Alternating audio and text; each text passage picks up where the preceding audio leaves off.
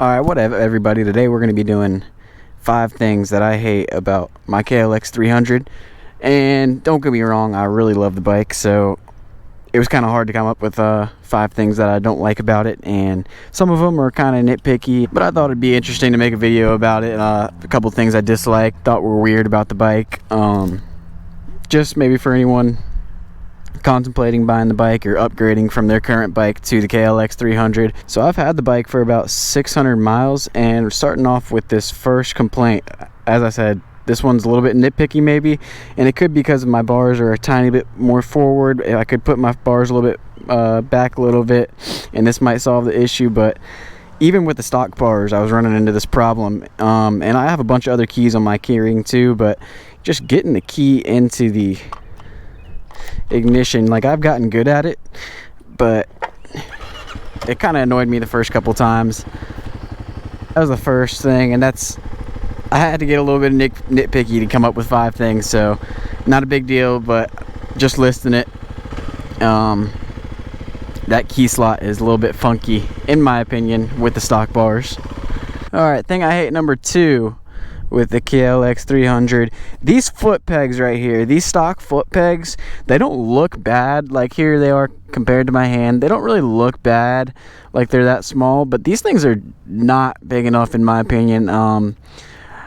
I just think you need something a little bit longer and a little bit wider for your foot, because when I'm sitting on the bike and riding, and most of all my pressure's on the seat, I'm sitting down, it's fine. But if I'm standing up really, or like, kind of going and standing up, I'm really just like, the pegs really only covering half my foot. So I have some aftermarket pegs that are on the way actually for it, which were only like $40. I didn't go with anything too expensive, so we'll see how these hold up and if these solve that problem. If hopefully they're a little bit bigger and just grip onto the foot a little bit better, but not a huge issue. Probably if you have boots on, you won't even notice it as much, but just something worth noting.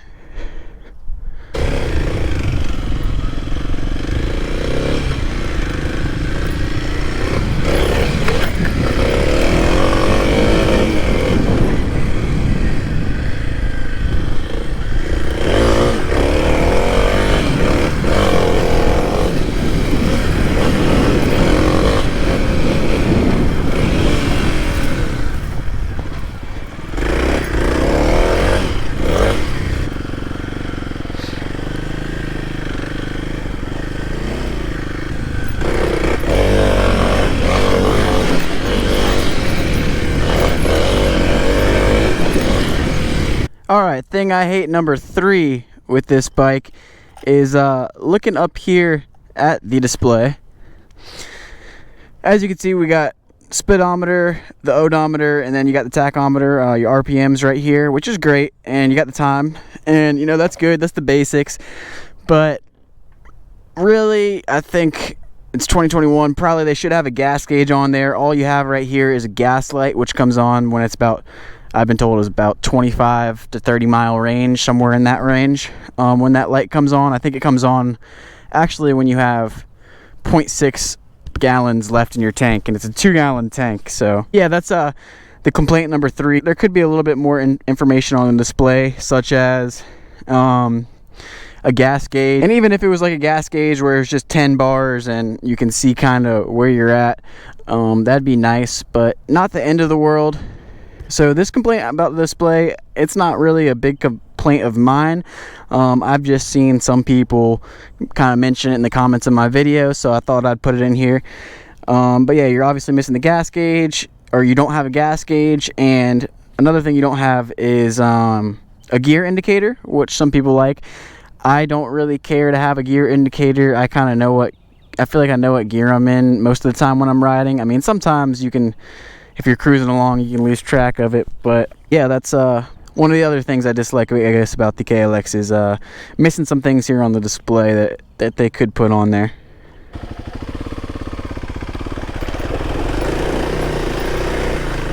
Woo!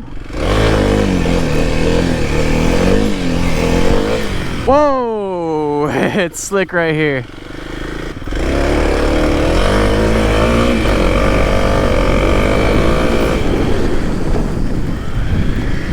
Keep forgetting we have a greenway right here.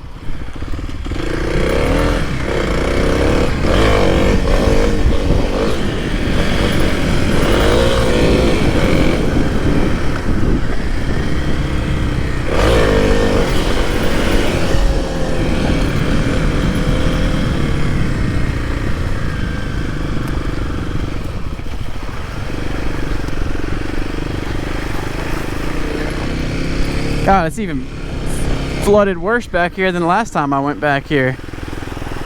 Holy shit! Oh my God. Holy cow, that felt deep. It was like a split second, but dang, that scared me. Yeah, let's turn around. Alright, let's try to cruise it easy back through here. That went kind of deep for a second. That was weird. I didn't like that. Hopefully it doesn't. All right.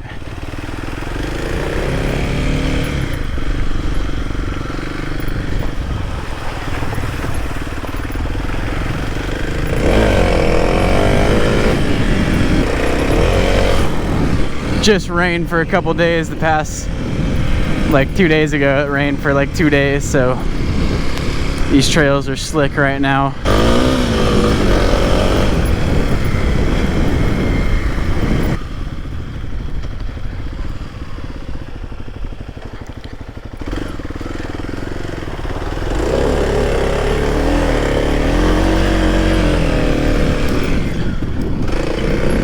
All right, so complaint number 4, I guess it is kind of the elephant in the room, and I'm just gonna say it's got a small lack of power, kinda. And what I mean by lacking power is I don't really notice it in the trails or anything. It's fine in the trails, but you know, all I'm really referring to is, you know, if you're rolling like 30 or 40, you don't have the power to just kind of pop your wheel up going those speeds. And I don't know, I just think some other dual sports are a little bit more punchy with power, and thought it was something to list because it's not a deal breaker for me. I really love the bike, but it's not the most aggressive and fast bike, I will say that. So just wanted to throw that out there because I know some people with maybe the KLX300 are looking at this bike like they might want to upgrade to this bike, and I haven't ridden a KLX300, so I can't really say too much, but it seems like it's not that much of a difference in power. From what I've seen looking at different YouTube videos, it doesn't seem like a huge difference in power, I will say.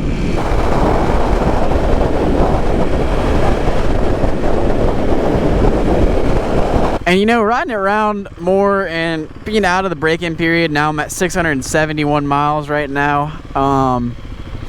The lack in power isn't as big of a complaint as, oh, stalled it right there. The lack in power isn't as big of a complaint as it was when I first got the bike and wasn't going through the break-in period. All I'm saying with that complaint is I think Kawasaki could release these bikes a little bit more uncorked, but that's all I'm saying with that.